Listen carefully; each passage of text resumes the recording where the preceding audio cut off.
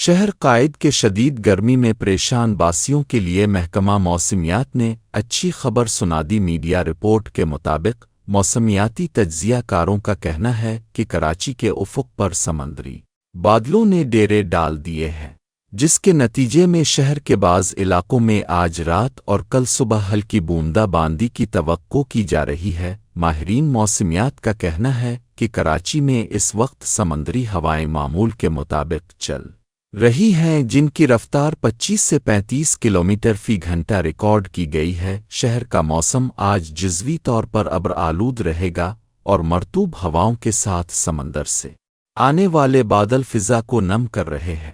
یہی بادل آئندہ گھنٹوں میں شہر کے مختلف حصوں میں ہلکی بارش برسانے کا سبب بن سکتے ہیں۔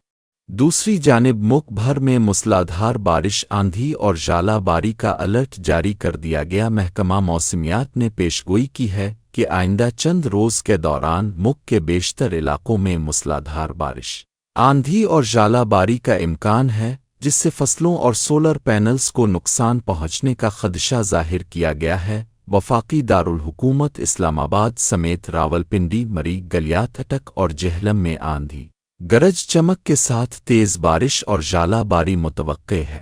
محکمہ موسمیات نے شہریوں کو احتیاطی تدابیر اختیار کرنے کی ہدایت کی ہے۔ دوسری جانب خیبر پختونخوا میں بھی موسم غیر یقینی رہے گا۔ مردان، نوشہرہ، چارسدہ، چترال، دیر سوات، مالاکن، شانگلہ، ایبٹ آباد، مانسہرہ، کوہستان، بٹگرام، ہری پور، تورغر، سوابی، کوہاٹ، ہنگو، کرک، بنو، لکی، مروت، دی آئی خان، ٹانک، خیبر اور کرم میں بارش کی پیشگوئی کی گئی ہے، لیکن جنوبی اضلاع میں موسم شدید گرم رہے گا۔